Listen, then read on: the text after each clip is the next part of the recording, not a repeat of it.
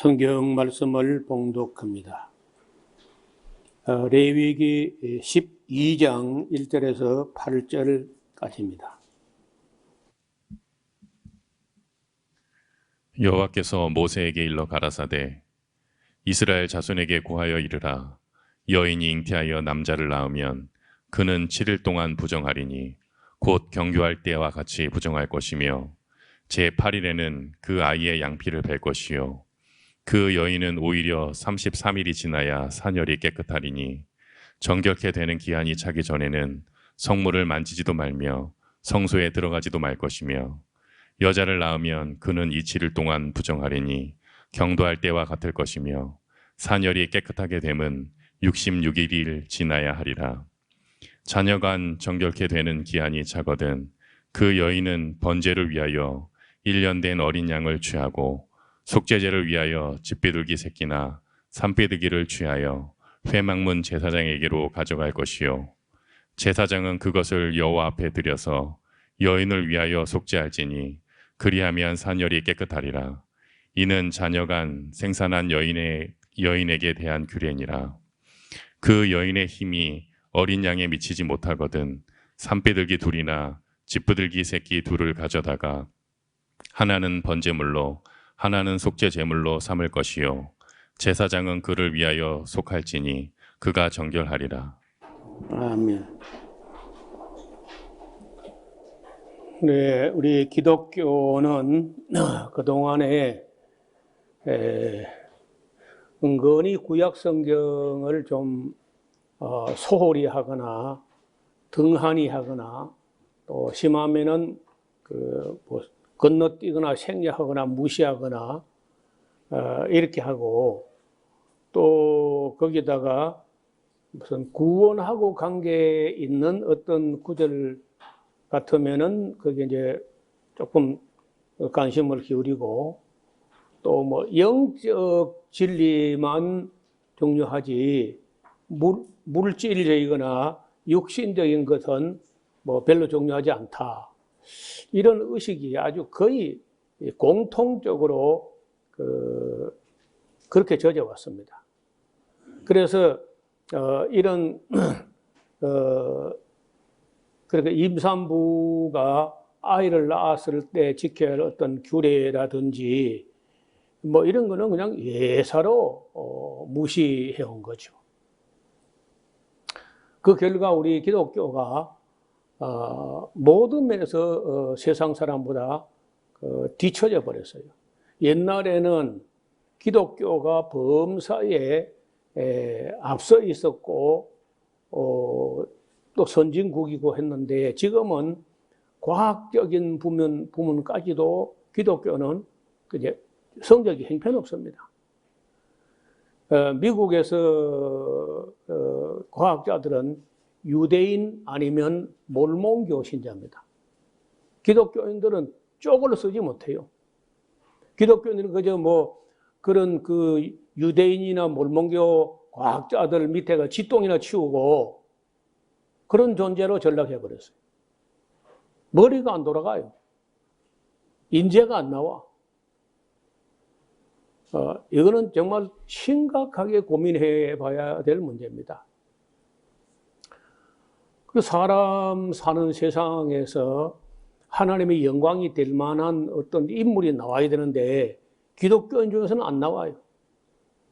온갖 못된 짓 하는 사람들은 많이 나왔습니다. 기독교인 중에서. 그런데 뭐 과학자나 어떤 인물이나 이런 사람들이 거의 지금은 안 나옵니다. 여러분 미 항공우주국이라는 데가 있는데 나사라고 나는 뭐 그 사람들의 하는 주장이나 학설을 다 믿거나 그렇지는 않습니다. 그러나 어떻든 달에 갔던 아폴로 11호에 탔던 닐 암스트롱, 엘드린, 콜린저 이거 전부 다 몰몬교 신자예요. 그 기독교인들은 그런 인물이 안 나와요. 그리고 그 아이비리그라고 하는 미국의 북동부에 하버드, 예일대부터 해가지고 다트머스, 브라운, 코넬, 유펜 이런 유명한 대학들이 몇 개 있는데 이 몽땅 학교는 기독교가 세웠습니다. 프린스톤까지 8개 대학이. 근데 거기에 지금 기독교인들은 거의 잘 못 들어가요. 머리가 나빠가지고. 누가 다 들어가느냐? 유대인들이 그 8개 대학에 29%, 25%, 하버드 대학은 29%, 29%가 유대인들이야. 그리고 입학사정관 제도를 두어가지고 입학사정관들이 되게 유대인들입니다. 또 교수들이. 그 유대인이면 무조건 그 입학될 수 있어요. 머리가 나쁘지도 않고 뭐 유대인이면 거의 다 들어가. 그래서 유대인들은 미국 땅에서 유대인 남자로 태어났다면 거의 그 지진아가 아니면 다 엘리트 코스를 밟게 돼 있어요. 그리고 미국 사회의 주류 세계의 상류층은 전부 유대인입니다. 관료 제도라든지 연구소라든지 예를 들어서 FDA나 NIH나 이런 데도 전부 다 간부급 이런 사람들은 다 유대인들이에요. 60% 이상이. 그렇게 유대인들은 음식 하나 가리는 것 정도, 그리고 교육을 교회나 학교에다 일임하지 않고 어머니, 아버지가 기초교육, 인격교육을 전적으로 책임지다시피 해요. 그리고 유대인들은 어머니가 직장 이런 거 안 갑니다. 아이들을 기르는 게 10명씩, 15명씩 낳기 때문에 그 아이들, 자기 아이들 기르는 것만 해도 벅차가지고 사회 진출인 거 꿈도 안 꿔요. 그리고 어머니라고, 유대인 어머니들은요, 자기 자녀에게 5개 국어를 가르칩니다. 그 정도로 어머니들이 사회에 진출하는 이런 거는 하지 않고 오직 가정에서 자녀들을 가르치는 거예요. 그래, 애를 못 낳거나 이제 이런 사람도 할 수 없이 뭐 직장도 나가고 해야지. 애를 놓고 한 사람은 나갈 수가 없어요. 자, 이런 유대인들 세계를 보고 우리 기독교를 보면 우리는 기독교는요, 완전히 세속적으로 타락해버렸어요. 세속적으로, 물질적으로. 목사들은 영적인 것만 이야기한다는데 성도들은 육신적이고 세속적으로 다 빠져 있다고. 그러니까 지금까지 우리가 10번에 걸쳐서 레위기 11장을 살펴왔는데 온갖 병이나 암은 기독교인들 다 걸려. 여기 지금 그림을 좀 보시면은 깜짝 놀랄 일이 있는데, 한때 우리나라에 이 파란 선이 갑상선 암인데 이게 굉장히 많았어요. 근데 요즘 들어서 2015년 들면서 조금 이렇게 수그러들고 있어, 갑상선 암이. 반면에 여기 지금 굵은 선이 이게 유방암입니다. 이거는 계속해서 증가하고 있습니다. 다른 위암도 조금 수그러들었고, 폐암도 높지만은, 간암도 줄어들고 대체로 조금 줄고 있는 편인데, 증가 일로에는 암이 유방암이에요. 자, 이 유방암이 증가하고 있는 그 이유가 뭐겠어요?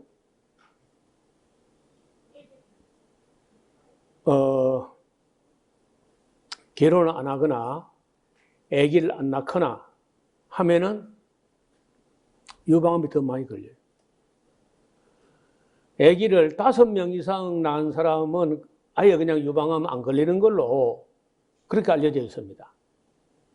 그리고 아기를 많이 낳을수록 노화가 천천히 진행된다는 것이 헬스조선, 조선일보라는 신문 안에 그 헬스조선이라는 그런 섹션이 있는데, 그 보고서에 의하면은 아기를 여럿이 낳을수록 노화가 천천히 진행된다는 게 확실한 것 같습니다.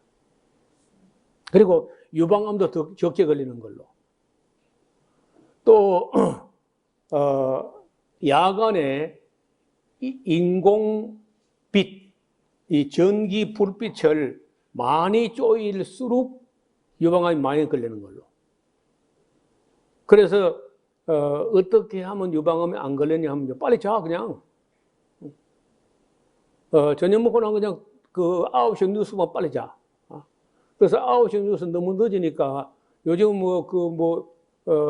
몇몇 방송은 8시 뉴스 하잖아요. 주요 뉴스를. 고맙게 생각해. 8시 뉴스 보면 그냥 자, 그냥. 빨리 자는 게 건강의 비결이에요. 하나님께서 사랑하시는 자에게 잠을 주신다는 말도 있잖아요. 그 다음에 이 호주에서 있었던 일인데 스튜디오. 그 스튜디오라는 것, 이 방송실 보통 이런 곳인데 거기는 인공 조명, 인공 그 전자파 이런 것이 막 꽉 쩔어 있는 곳이 스튜디오 방송국인데 한 스튜디오 안에서 18명의 여직원들이 유방암이 걸린 겁니다. 그 스튜디오 폐쇄하고 새로 설계하는 그런 일이 신문에 난 적이 있어요. 에스라우스 홈페이지에 사건을 소개해 놨습니다. 그러니까 방송국 그런 걸 화려하다고 그것도 그 진출하겠다고 머리를 싸매죠. 그거 인조 불빛에 많이 노출되고 아기 안 낳고 시집도 안 가고 그리고 먹는 거는 아무거나 이렇게 먹어대고 이렇게 하면은 결국 아기를 가지고 있어가지고 아이가 다 어떤 어머니 유방 안에 있는 걸 다 빨아 먹어가지고 아이의 배설물로 나가버리면 어머니가 유방암 안 걸리는 거예요. 5명 이상 낳은 사람 유방암 안 걸려요. 5명 낳을 리가 없지. 그래서 우리가 여기 지금 12장에 보면은 이스라엘 자손에게 과일이라 여인이 잉태하여 남자를 낳으면은 7일 동안 부정하게 된다. 곧 월경, 경도할 때, 생리할 때와 같이 부정하게 된다 하고 제8일에는 아이의 양피, 포경수술을 하라 하는 것과 그 여인이 완전히 피가 맑아지려고 하면은 33일이 지나야 된다고 하는데 남자아이를 낳았을 때만 그래요. 반면에 이제 5절에 보면 여자를 낳으면은 그는 27일, 14일 동안 부정하게 되는데 역시 경도할 때와 같아요. 그리고 산혈이 완전히 깨끗하게 되려면은 66일이 지나야 한다. 이런 거 하나님이나 알지 세상 누가 알겠어요? 아들 만드는 거는 간단한 것 같아요. 그 아들 낳으면은 33일만 지나면 피가 맑아지는데 딸아이를 낳았을 때는 66일이 지나야 산혈이 맑아진다는 거죠. 그런 걸 보면은 아들 만드는 거는 간단하고 딸 만드는데 어머니 피가 많이 파괴되는 것 같아요. 딸을 만들기 어려운 거예요. 딸은 일반적으로 만들어가지고 또 예쁘게 또 미장 공사를 새로 해야 되거든요. 그래서 그런지 딸을 낳았을 때는 휴가를 66일 줘야 되고 아들 낳으면 33일 주면 되는 거라. 이런 거 하나님이나 알죠? 누가 알겠습니까? 아무도 모르는 거예요. 이런 건 다 무시하고 우리 기독교는 개념도 관심도 없잖아요. 그리고 자녀 간 정결케 되는 기한이 차거든 그 여인은 번제를 위하여 1년 된 어린 양을 취하여 속죄제를 위하여 집비둘기 새끼나 산비둘기를 취하여 해망문 제사장에로 가져간다. 여러분, 아기를 낳는 것은 하나님께서 기뻐하는 바고 또 다 축하할 만한 일인데 거기에 무슨 죄가 있어 가지고 속죄제를 드릴까요? 아기를 낳는데 무슨 죄가 되기에 이걸 속죄제를 드려야 되냐고.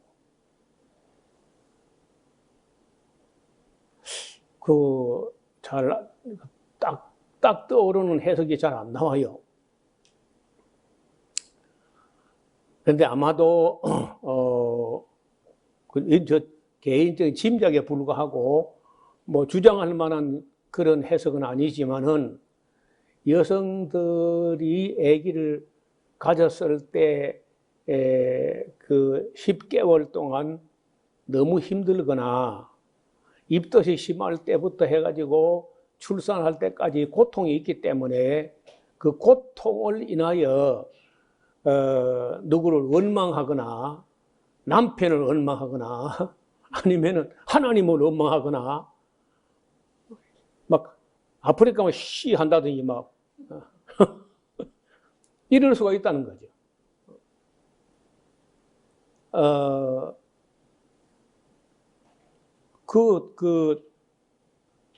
충분히 그럴 수 있어요. 남편을 원망한다든지 뭐 이렇게 한다는 거예요.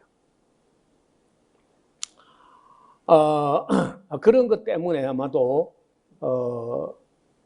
그 아기를 낳은 후에 사늘이 맑아지고 나거든 속죄제를 드리라고 하는 것 같아요. 죄를 지을 수 있는 것 같습니다.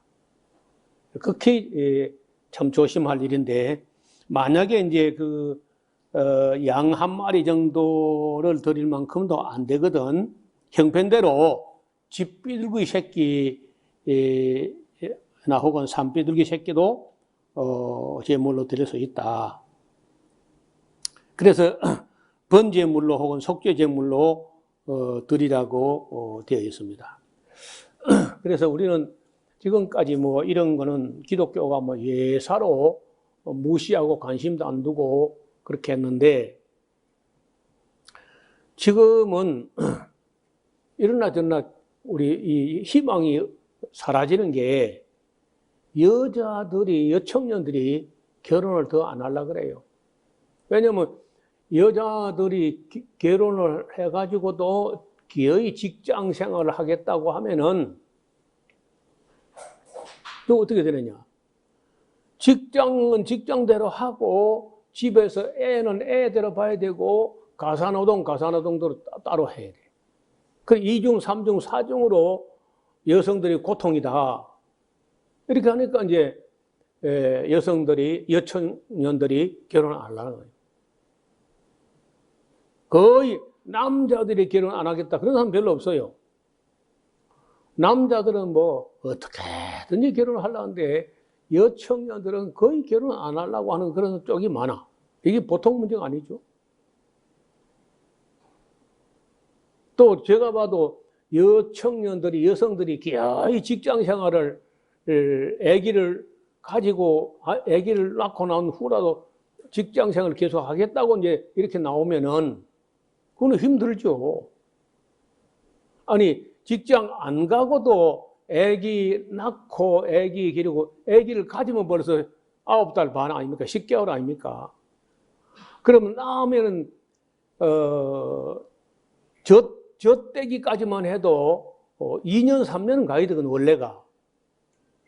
그럼 벌써 4년 아니야. 3년, 4년. 그러면 애기 둘, 셋을 낳아버리면은, 그거 애기 셋만 하면 10년 넘어갑니다. 그럼 직장생활 어떻게 해요? 그러니까 저는 볼 때 여성들은 일절 직장생활 안 하는 게 옳습니다. 그러면요, 일자리 문제 다 해결돼. 남아돌아. 내가 만약 대통령이 되면 될 리도 없지만은요, 여자들은 전부 다 직장에서 해방시켜 집으로 돌려보내는 거예요.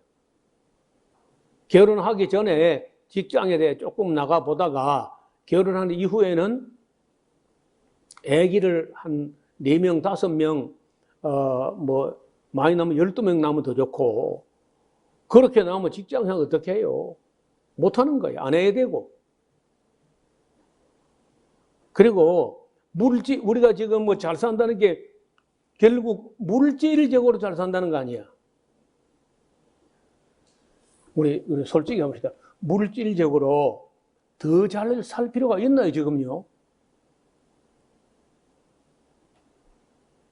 아니, 지금 현재 대한민국이 물질적으로 너무 풍요롭게 살아가지고 이보다 더 잘 살아야 될 필요가 있냐고.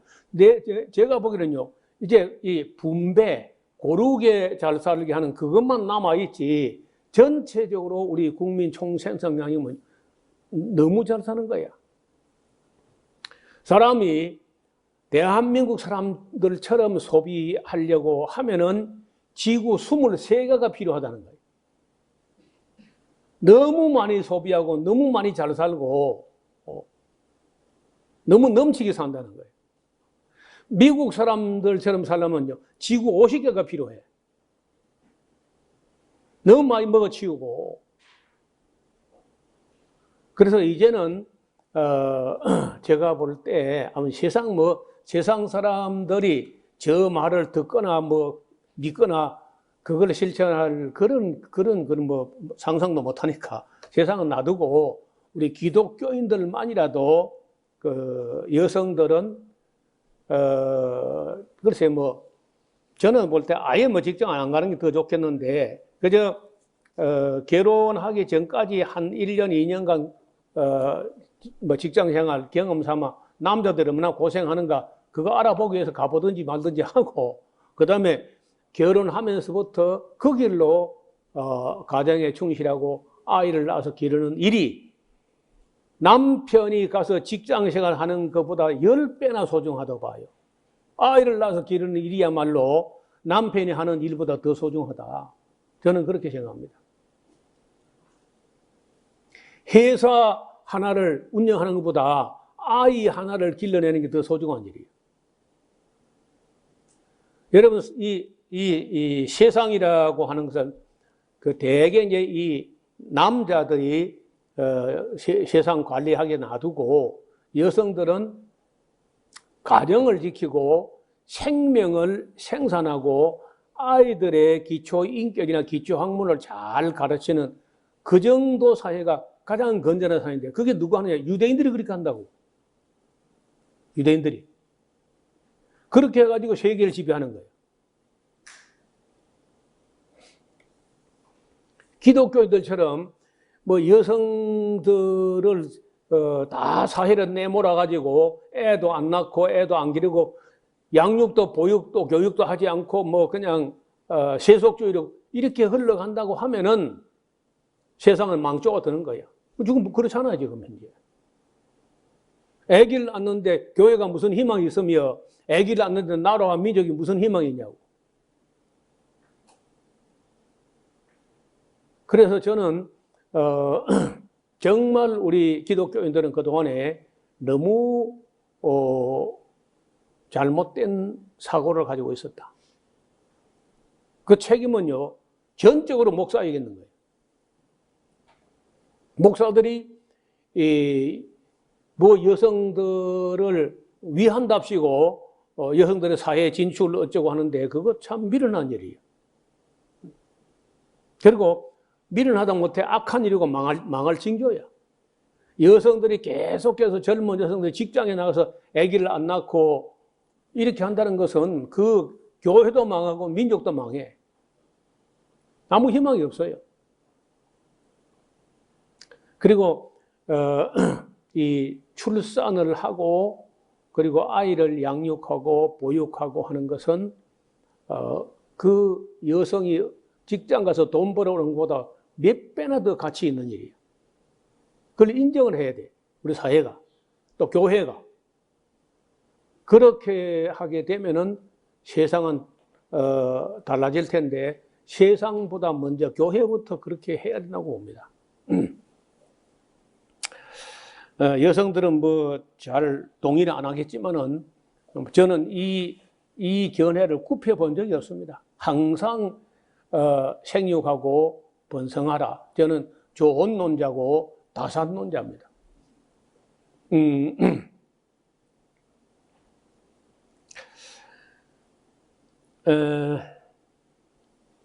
그리고 여러분 혹시 집에 개를 기르는 분 손 들어봐요. 개 기르는 분. 개가 방 안에 있어요? 마당에 있어요? 집 안에 있는 분 손 들어봐요. 개가 집 안에 있는 분. 빨리 쫓아내봐. 유방암 걸린 사람들의 대부분이 개가 집 안에 있다는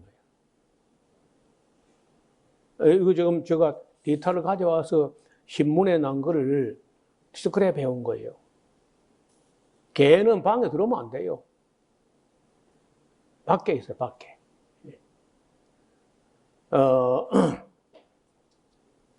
그리고 너무 밤 늦게까지 인조 불빛에 노출 안 되게 해야 되고, 전자파에 많이 노출 안 되게 그렇게 하는 게 중요하다는 겁니다. 그 다음 이제 13장에는 우리가 개인적으로 우리가 알기 어려운 그런 문제인데, 한센시병 혹은 나병이라고 하는데, 이 병은 이름이 많아요. 한센시병, 나병, 우리 옛날 말로는 문둥병 이렇게 하는 거죠. 병이 나빠서 그렇지 그 이름 자체가 나쁜 건 아닌데 사실은요. 문둥병이 이름 자체가 나쁘다는 거예요. 병이 나쁜 거지. 근데 어쨌든 병이 나쁘니까 그 이름에 문둥병이란 말도 안 좋게 해가지고 이제 한센시병, 나병 이렇게 했습니다.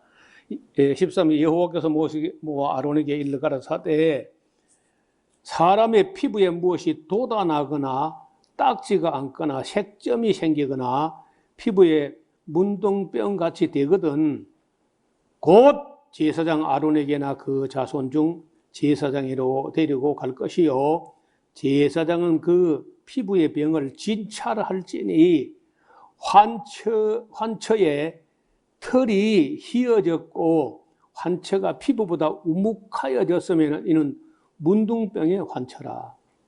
제사장이 진단하여 그를 부정하다 할 것이요 피부에 색점이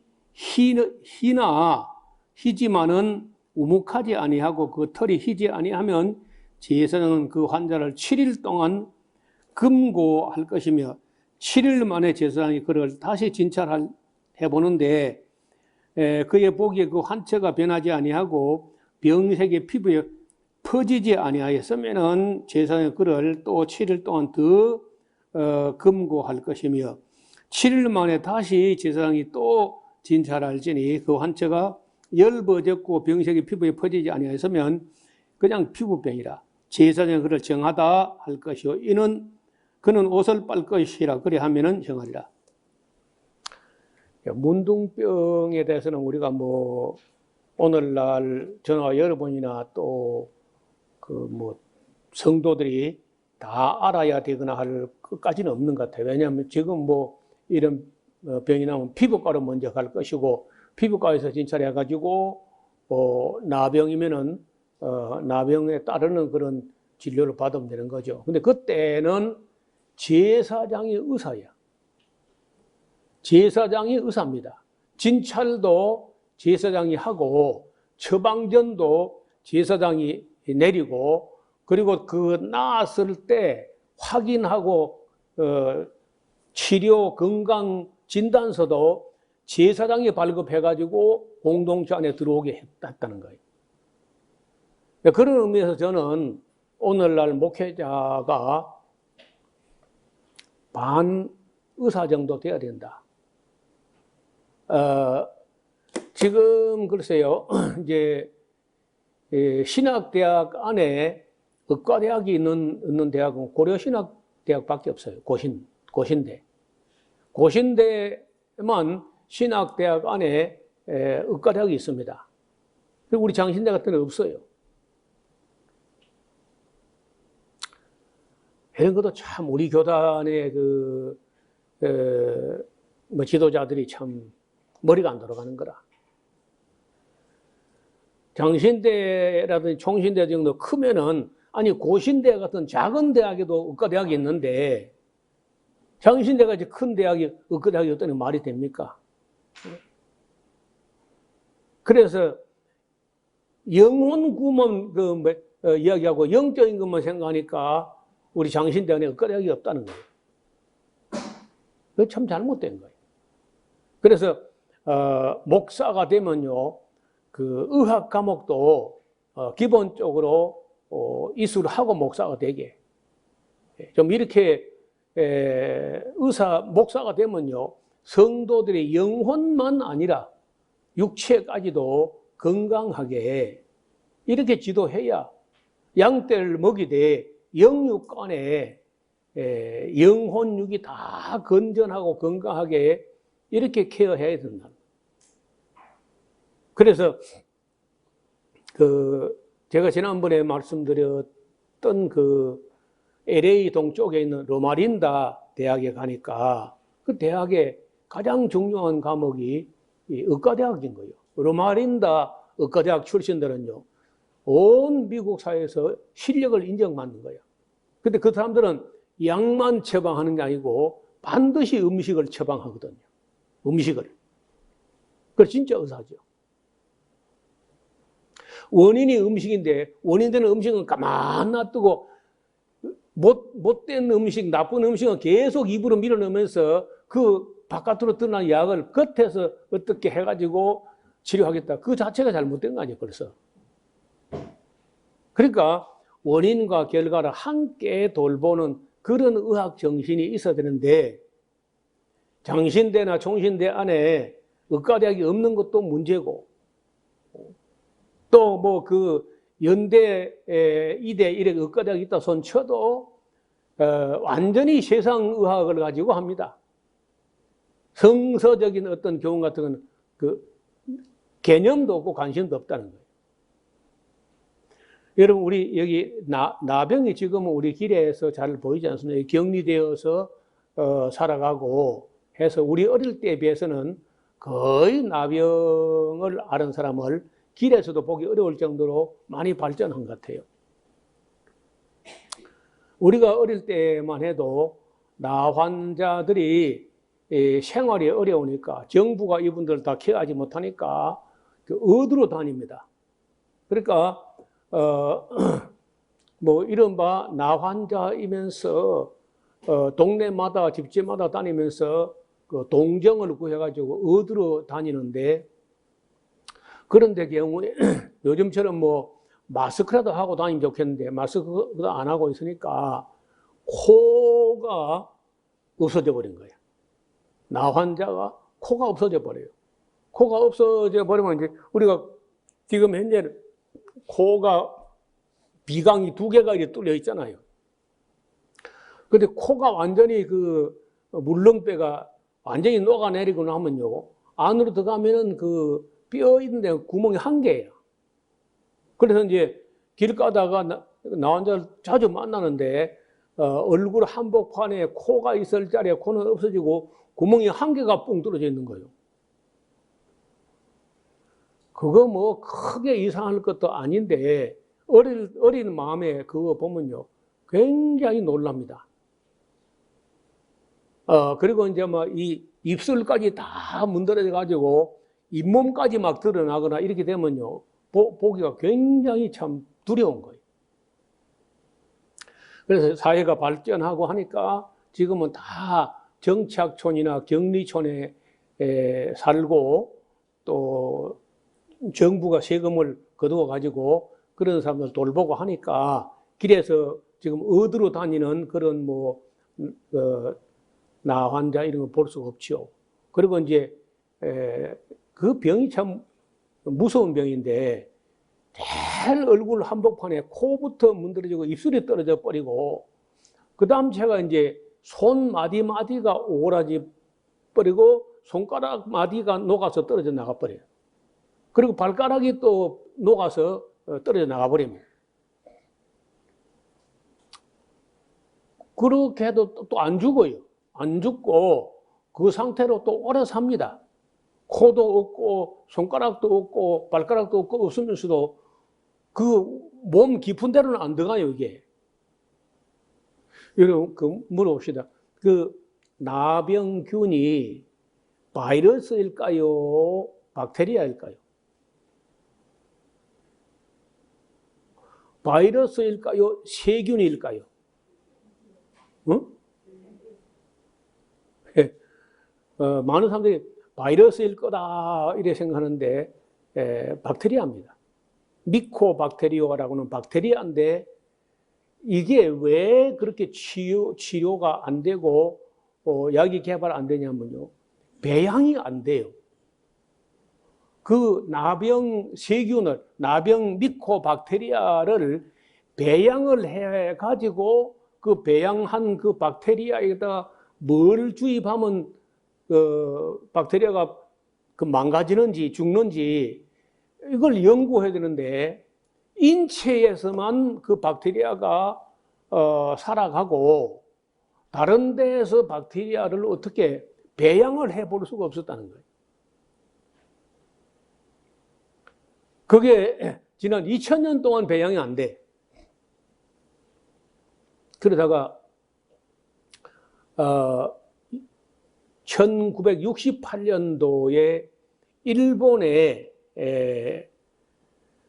그 의사가 이거 배양을 합니다. 그 한천이죠, 한천. 우뭇가사리. 한천에다가 뭘 섞어가지고 거기다가 이 나균을 배양을 해요. 그걸 배양을 하면서 이제 배양만 되면은 여러 가지 시험해 볼 수 있잖아요. 뭘 쓰면은 이 박테리아가 죽는지 번식을 못 하는지. 그러면서 이제 68년 이후에 나병 치료는 아마 굉장히 빠르게 진전이 되어 가지고 지금은 뭐 일찍 발견하면은 치료하는 여러 가지 약이 있어 가지고 옛날처럼 그렇게 무서워하지 않습니다. 하여간 그때 옛날 모세 당시 지금부터 3,400년 전에 그때로서는 보이지도 않는 그 세균에 의해 가지고 피부가 문드러져 가지고 색점이 생기거나 그 위에 털이 하얗게 되거나 그 난육 그 피부가 울퉁불퉁해 가지고 가라앉고 푹 꺼져 버리거나 이런 것이 나타난다는 거예요. 그래 제사장이 그런 거 보면요, 감염 안 되게 조심조심 하면서 7일 있다가 또 살펴보고 7일 있다가 또 살펴보고 7일 지나서 또 살펴보고 이렇게 세심하게 주의를 기울여 가지고 격리하고 이렇게 하도록 지시를 하고 있습니다. 오늘 우리가 뭐 이런 병을 뭐 목회자나 장로나 이런 사람들이 들여다보고 뭐 그럴 일은 별로 없겠죠. 이제는 뭐 문제가 생기면 바로 피부가 가니까. 어떻든 그 피부병은 피부병인데 우묵하게 푹 꺼져 내려가면 이게 문제라는 거예요. 그리고 색점이 생겨가지고 그 색점의 털이 색깔이 변한다든지 하면 이게 심각하다. 이렇게 가르치고 있습니다.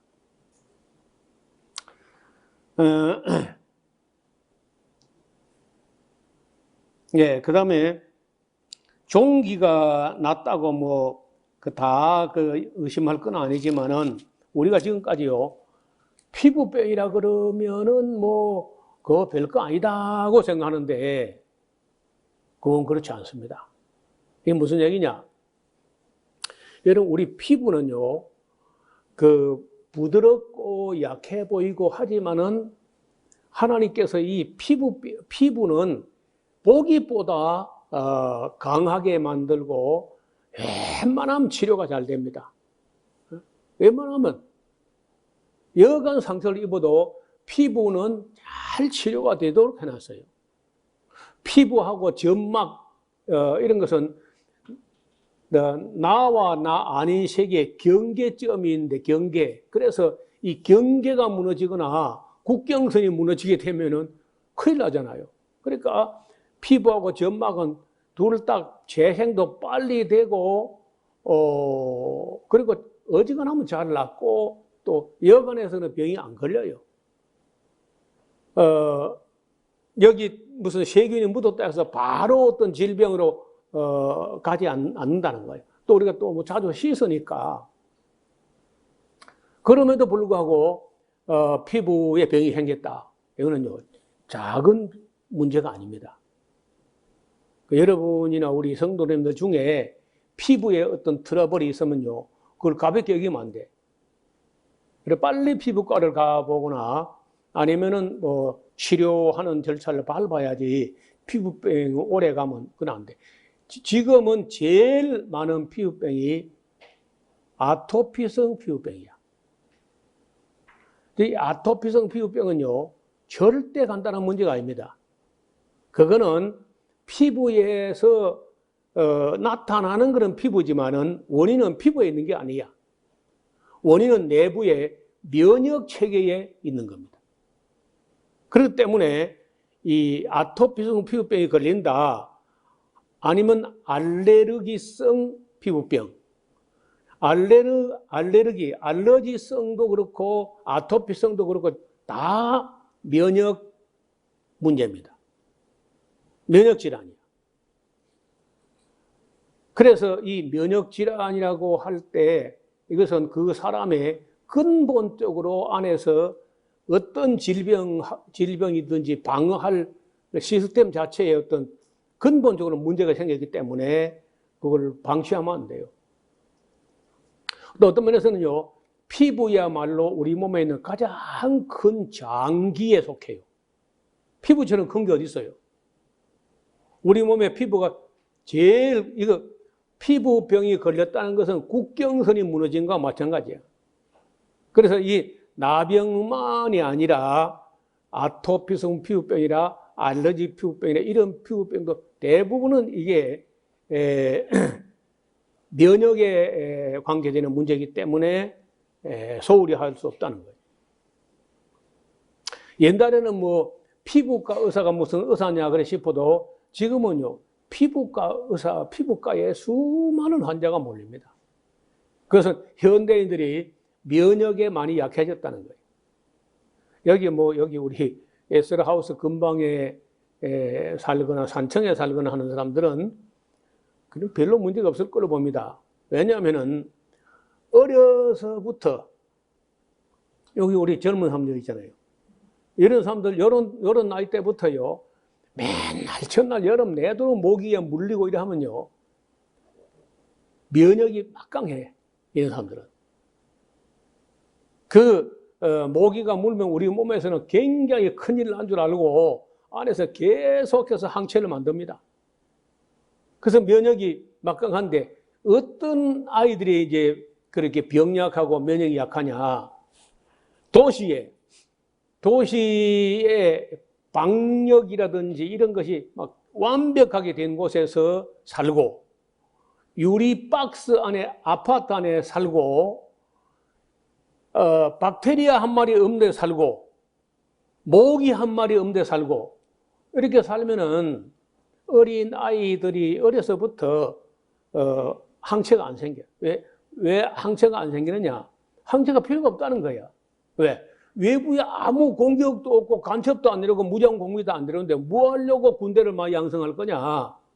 뭐 하려고 경찰을 많이 양성하겠나 하고 몸에서 항체를 안 만들기 시작하는데 이게 버릇이 되고 습관이 되고 그것이 그대로 굳어버리면요, 나중에 암이 걸려요. 우리 몸에 면역 체계가 완벽하면요, 암 안 걸립니다. 면역 체계가 완벽하면 암세포가 하루에 500개, 1000개 생겨도 다 처리해요. 우리 몸에 있는 T셀이라고 하는 면역 체계는요, T인포사이트, T인파구라는 그 인파구라든지 이런 우리 몸의 항체가 나와 나 아닌 이 내 세포인지 우리 집안 세포인지 아닌지를 분별하는 게 T셀이 하는데 그 T셀이라는 게 당장 가서 없애버립니다. 암세포, 이상한 세포가 생기면요. 그럼 암이 안 걸리는 거예요. 그런데 우리 몸의 저항력이 떨어지고 항체가 약해지고 군대도 없어져 버리고 경찰도 없어져 버리고 이렇게 하게 되면은 암세포가 생겨도 손을 못 써요. 근데 암세포는 계속 불어나게 되는데 우리 몸에 경찰도 없고 군인도 없고 T세포, B세포, 뭐 대식세포 아무것도 없고 이제 항체가 자꾸 떨어지게 되면은 이게 다 그냥 암이 되고 병이 되고 한다는 거예요. 그래서 가능하면 사람은요, 특히 나이가 들어서는 뭐 도시가 살 수 있으나 어린 시절만큼은 적어도 10살 정도까지는요, 농촌에 살아야 돼요. 농촌에. 태어나서부터 10살까지. 막 시궁창이 있고 늪이 있고 모기가 나르고 막 이런 데 살아야지 인큐베이터 안에 그렇게 살면 안 돼요. 여러분 얼마 전에 뭐 한번 이야기한 것 같기도 한데 동독 서독이 이렇게 통일되었을 때 서독 사람들은요 동독에 있는 그 위생 환경이 안 좋은데 아이들이 알러지, 아토피 이런 병이 많을 거다 이렇게 염려를 했다는 거예요. 그래 막상 조사해 보니까 동독에는 알러지가 없고 거의 서독 아이들이 훨씬 더 많아. 그래 이게 무슨 연고냐? 그래 해보니까 그 소위 위생가설 너무 위생해가지고 태어날 때부터 박테리아 바이러스 한 마리 만나보지도 못하게 인큐베이터 같이 유리성자 안에 아이를 길러버리니까 항체를 안 만드는 게 습관이 돼버렸어요. 항체 만드는 셈은 태어날 때부터 해가지고 한 3살, 4살 때까지 다 구축이 돼야 돼요. 항체 만드는 셈이. 그래서 그때는요, 가능하면 아이를 지저분하게 길러야 됩니다. 방 안에 막 걸레 썩는 냄새가 쿰쿰하게 나고 이래야 돼요. 그리고, 옛날에 비닐 장판이 없을 때 우리는 그저, 돗자리, 삽자리, 뭐, 맹석, 죽석 이런 그 식물성으로 만든 이런 자리에 아이들이 큰 거, 작은 거 볼일 보면요. 건더기는 위에 있지만 액기스는 다 밑으로 내려간다고. 그리고 그 사이에 박테리아가 아이가 누워있는 그 방바닥 자리에 박테리아가 대장균이 충만해. 그거 뭐 애들이 뭐 침 흘리고 주워 먹고 물고 빨고 뭐 이렇게 다니다 보니까 박테리아하고 뭐 어려서부터 스파링을 한 거야. 그럼 병이 안 걸리는 거예요. 그리고 애들이 막 이 흙바닥에 어려서 뒹굴고 이렇게 했는데 여러분 독일에서요 깜짝 놀랄 일이 벌어졌는데 그날 이후 독일에서는요 유치원을 숲 유치원생들이 유치원에 오면요 교실로 데려가는 게 아니라 숲으로 데려가. 숲으로 가가지고 나무 썩은 둥글 밑을 기고 넘고 엎어지고 자빠지고 넘어지고 이렇게 해가지고 옷이고 뭐시고 온 몸에 온 옷에 박테리아가 충만하게 만들어가지고 그래가지고 집으로 돌려보낼 때 유치원 교사가 절대 아이의 옷을 빨지 말고 그냥 털털 털어서 입혀보내라. 여러분 상상이 되세요? 그렇게 하는 유치원이 독일서 유행을 하자 곧바로 그걸 독일서 뭐가 논문이 나오면 그대로 빨리 받아들이는 일본 사람들이에요. 일본의 숲 유치원이 생겼어요.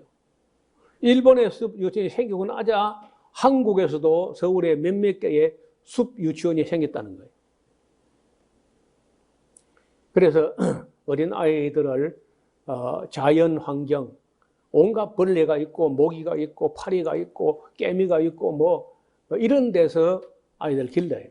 그래야 늙어서까지 암도 안 걸리고 다른 병도 안 걸리고 또 엊그저께 어디 신문에 제가 스크랩 안 해왔는데 이상하게 지금 유행하는 코로나에 그 강한 사람들이 있다는 거예요.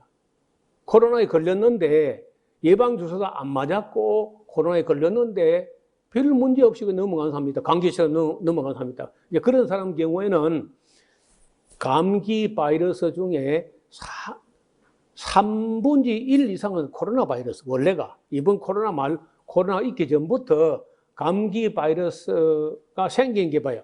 동그랗게 이렇게 공처럼 생겼는데, 이 스파이크가 뺑뺑뺑 둘러 있는 이게 코로나 바이러스예요. 태양에 이렇게 뿅뿅뿅뿅 뿔이 나듯이 이런 모양의 바이러스인데, 이런 바이러스를 어려서부터 시골에서 그 감기를 많이 걸려본 그런 사람들의 경우에 이번 바이러스는 조금 다르기는 하지만은 잘 이겨낸다는 겁니다. 여러분, 그래서 저는 생각할 때 어떻든 우리가 건강을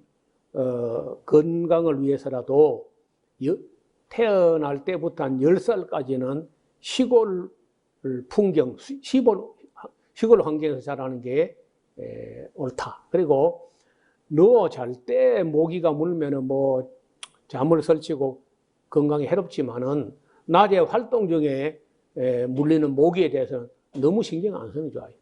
저도 뭐 하루에 기본적으로 10방 이상, 지금도 매일 뭐 열 몇 방씩 물릴 것 같아요. 자, 여기 이제 13장에 59절까지 있는데, 그 중에는요, 나병이 인체에만 나균이 들어가는 게 아니라 이 벽에도 거기 어떤 습도가 있고 무슨 영양 물질이 있고 하면은 거기 벽도 문둥병에 걸리는 그런 얘기까지 나옵니다. 그러나마나 이제 우리가 오늘 뭐 피부병이 생기면은 피부과에 빨리 가면 되니까 여기 대해서는 우리가 일일이 다 연구할 것까지는 없는 것 같습니다. 오늘 우리에게 직접 해당이 안 되니까. 그리고 이제 이 14장은 나병이 나았을 때 어떤 절차를 밟아가지고 공동체에 들어올 수 있는지 이야기를 하는데, 다음 시간에 보도록 하겠습니다. 기도드리겠습니다. 하나님 아버지, 하나님께서는 우리가 사는 세상이 모기나 질병 때문에 살기 어려운 세상을 만든 게 아니라 그 모든 것이 다 합력하여 선을 이루도록 만들어 놓았는데, 인간들의 지나친 위생 개념이 오히려 인류를 약하게 하는 결과를 초래했다는 것을 우리가 다시 살펴보았습니다. 아버지 하나님, 우리가 사는 이 세상에 모기든 뭐든지 간에 하나님께서 만드신 것들 중에는 때로는 성가시고 귀찮기는 하지만 존재할 필요가 없는 것이 존재하는 그런 이유는 없다는 것을 저희들이 배우게 하옵시고, 존재하는 모든 것은 존재할 가치가 있다는 것을 인식하고 자연이 파괴되지 않은 곳에서 아이들을 길러내는 지혜가 있게 하여 주옵소서. 예수님 이름으로 기도하옵나이다. 아멘.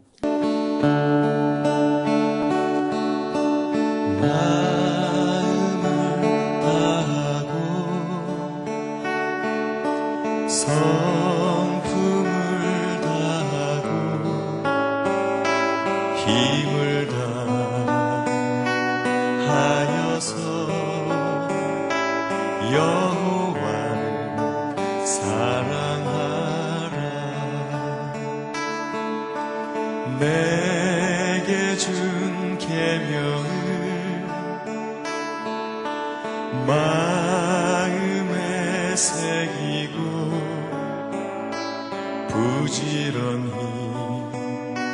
부지런히 이웃에게 전하여라. 그러면 내가 짓지 않은 그 집을 주리라. 내가 심지 않은 과실을 먹게 하리라.